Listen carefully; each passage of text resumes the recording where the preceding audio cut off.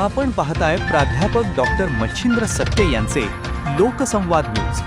सत्य जे तुमच्या समोर. राज्य सरकारने जाहीर केलेली कर्जमाफी नेमकी कधी होणार याची तारीख आता मुख्यमंत्री देवेंद्र फडणवीसांनी सांगितली आहे. येत्या 30 जून पूर्वी सर्व शेतकऱ्यांची कर्जमाफी करण्यात येणार असल्याची घोषणा मुख्यमंत्री देवेंद्र फडणवीस यांनी केली आहे. त्यामुळे पुढच्या हंगामासाठी या शेतकऱ्यांना पुन्हा कर्ज मिळण्याचा मार्ग मोकळा असेल असं मुख्यमंत्र्यांनी सांगितलं. तसेच राष्ट्रीयकृत बँकांनी त्यांचे कृषी संदर्भातील 80% कर्ज वितरणाचे टार्गेट पूर्ण करण्याचे निर्देशही मुख्यमंत्र्यांनी दिले.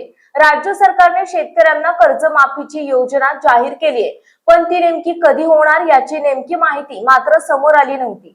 त्यावरून शेतकरी आणि बँकांमध्ये संभ्रमाची स्थिती निर्माण झाली होती. तसेच विरोधकांनी सरकारवर टीका सुरू केली. त्यानंतर ही कर्जमाफी 30 जूनच्या आधी करण्याची मोठी घोषणा मुख्यमंत्र्यांनी केली.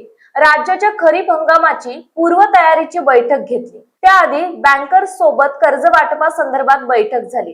त्यामध्ये अधिकाधिक शेतकऱ्यांना कर्ज कसं मिळेल त्यांची तजवीज करण्यात आली. जिल्हा सहकारी आणि ग्रामीण बँक मिळून 67% कर्ज दिलं जातं, तर 26% कर्ज हे इतर राष्ट्रीयकृत बँकांकडून देण्यात येत आहे. परंतु राष्ट्रीयकृत बँकांकडून त्यांचे 80% कर्ज वितरणाचं टार्गेट पूर्ण होत नाही. ते त्यांनी पूर्ण केलं पाहिजे. कर्जाचं वाटप करताना शेतकऱ्यांकडून सिबिल स्कोअरची मागणी करू नये, त्यांची कसलीही अडचण करू नये असे निर्देश देण्यात आले. सगळ्या बँकांसोबत कर्जमाफी संदर्भात चर्चा केली. कर्जमाफीची माहिती कोणत्या फॉर्मॅट मध्ये द्यायची याची चर्चा झाली आहे. वेळेत कर्जमाफी पूर्ण करू शकू याचं नियोजनही केलं आहे. जय भारत जय महाराष्ट्र. पाहत रहा लोकसंवाद न्यूज.